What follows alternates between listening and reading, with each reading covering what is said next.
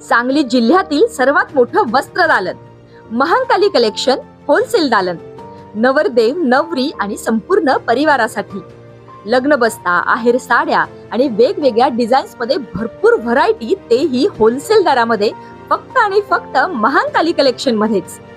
आमच्यापेक्षा भरपूर व्हरायटी आणि डिस्काउंट तुम्हाला कुठेही मिळणार नाही. तेव्हा एकदा अवश्य भेट द्या.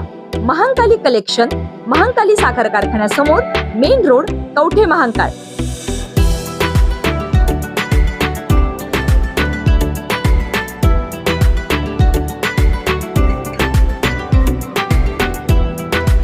परवा जिल्हा परिषद अध्यक्ष आणि उपाध्यक्ष पदाच्या निवडीनंतर या जिल्ह्यातले माजी मंत्री आणि राष्ट्रवादी शरद पवार गटाचे नेते जयंत पाटील यांनी एक अतिशय कुचकट आणि दुसऱ्याचं राजकारण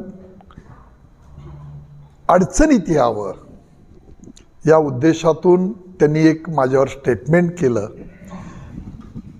मी जयंत पाटलांना हेच सांगू इच्छितो, तुमचा काळा इतिहास मला काढायला भाग पाडू नका.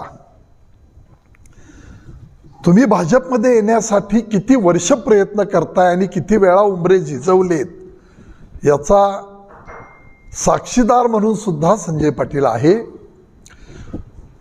आत आपल्याला घेत नाहीत तरी सुद्धा सलोख्याचे संबंध राहावेत आणि आपल्या राजकीय कारकिर्दीला त्रास होऊ नये या उद्देशानं तुम्ही कुणाकुणाशी ॲडजस्टमेंट करता या बाबी सगळ्या मला माहिती आहेत.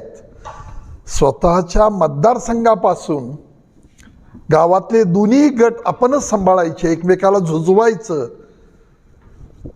आणि कार्यकर्त्यांचं खच्चीकरण करायचं.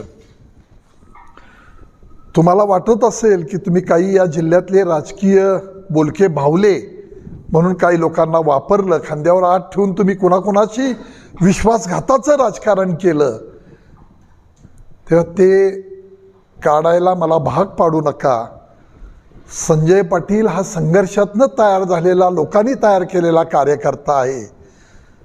लोकसभेला पराभव झाला, विधानसभेला पराभव झाला, त्याला कारणं अनेक आहेत. पण कुणाच्या दारामध्ये जाऊन माझं राजकीय पुनर्वसन करा म्हणणारा हा संजय पाटील नाही. आलेल्या परिस्थितीला सामोरं गेलो, लढलो, लोकांनी न्याय दिला म्हणून राजकीय जीवनामध्ये मला लोकांनी माझ्यावर विश्वास ठेवला आणि माझ्या पाठीची शक्ती उभा केली. राजकारणामध्ये पहिल्यापासून मी सांगत होतो की जिल्हा परिषदची इलेक्शन झाल्यानंतर अजितदादांची दुर्दैवी दरम्यान, जिल्हा परिषद इलेक्शनच्या दरम्यान अजितदादांचा दुर्दैवी विमान अपघातात मृत्यू झाला. त्यानंतर निकाल लागले आणि मग अशा पद्धतीनं मी मागणी केली की आमच्या नेत्यांना एक आदरांजली ठरेल आणि आम्हाला तुम्ही या सगळ्या दृष्टिकोनातून अध्यक्षपद द्या, ती मागणी केली. पण आदल्या दिवशी ती चर्चा झाली. त्यांनी सांगितलं की देऊ शकत नाही आत्ता, पुढं बघू. त्याच्यानंतर एका मोठ्या नेत्यानं तिथं सांगितलं की साहेब आपण हे डिक्लेअर करू की 1.25 वर्षानंतर बदल करायचे. त्याच्या आधी एकदा बसलो, त्यावेळेला 2.5 वर्षाची मागणी होती त्यांची. सगळ्यांना संधी द्यायची असेल तर आपणाला 1.25 वर्ष करणं गरजेचं आहे अशी मागणी केली. काही बैठका झाल्या, पण आमची मागणी हीच होती की आमच्या पक्षाच्या उमेदवाराला अध्यक्षपद तुम्ही पहिल्यांदा द्या. दादांचा या विमान अपघातामध्ये मृत्यू झाला आणि खऱ्या अर्थानं त्यांना ती श्रद्धांजली ठरेल म्हणून ही मागणी होती. त्या दिवशी आमच्या बैठक झाली आणि काही घडामोडी, आज मी त्या बोलू इच्छित नाही, पण काही घडामोडी मला तिथं समजल्यानंतर मी सरळ, आम्ही माणसं सगळी बसलो होतो, सगळे नेते होतो तिथं, मी ती विचारणा केली आणि मग मी ठरवलं की अशा विश्वासघातकी माणसांच्या बरोबर राहण्यापेक्षा आपल्या पक्षाच्या नेत्या सुनेत्रा वहिनींचे फोन आले, पार्थ पवारांचे फोन आले, मुख्यमंत्री महोदयांनी सांगितलं की आपण सगळं हे मिळून करूया. म्हणून मग मी तिथं जाऊन तिथनं तशा 3 महिलाही तयार होत्या, पण मी आज नावं इच्छित नाही, त्यांना तिथं ते सभापती पद देतील. पण तिन्ही महिला तयार होत्या. अशी 5 माणसांची जुळणी होती. पण लाईट घालवली, महिलांना भीती घातली, फोन काढले, अनेक बाबी झाल्या. संजय पाटील गाडीतनं, आम्ही 4-5 जण होतो, त्यात बाबासाहेब तात्या आमचा होता, प्रमोद शेंडगे होतो, मी होतो आणि कोण एक 4घच गाडीत होतो. आम्ही तिथनं जाऊन आणली. संजय पाटलाचं धाडस तुम्ही बघितलंय. काल निकाल लागल्यावर सुद्धा एकटा संजय पाटील त्या घोळक्यातनं तिथं आला. घोषणा माझ्याजवळ, मी ज्यावेळी या जवळ आलो त्या बंद झाल्या होत्या.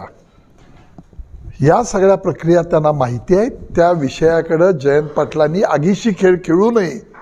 ज्यांनी विश्वासघाताचं राजकारण आयुष्यभर केलं आणि भाजपमध्ये येण्यासाठी काय काय चाललंय ते मला बोलायला लावू नका. तुम्ही तुमच्या पक्षाचे जरूर नेते आहात. तुम्ही मला पाठवून देण्याइतपत मी कधी तुमचं नेतृत्व स्वीकारलेलं नाही, कधी नेता म्हणून तुम्हाला मानलेलं नाही, किंवा नेता म्हणून तुम्ही मला कधी मदत केलेली नाही. त्यामुळं या सगळ्या प्रक्रियेमधून तुम्ही जे काही बालिशपणाचं, पोरकटपणाचं वक्तव्य केलं आणि कुठंतरी पार्टीमध्ये संभ्रमावस्था असावी अशा पद्धतीची चाल खेळली, ती परत खेळू नका. या निमित्तानं त्यांना माझा इशारा आहे.